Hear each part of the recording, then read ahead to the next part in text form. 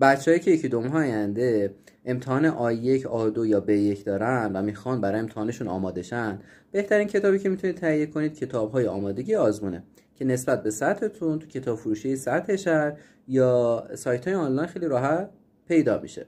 قبل از اینکه وارد امتحان شید 2 تا مشخصه خیلی مهمه که بلد باشید. اولی دانش آلمانیه که توی طی ترم مطمئنا اساتید شما به شما یاد دادن. دومین چیزی که برای شما مهمه و میشه گفت طرف سنگین ترازوه اینه که امتحان دادن بلد باشید.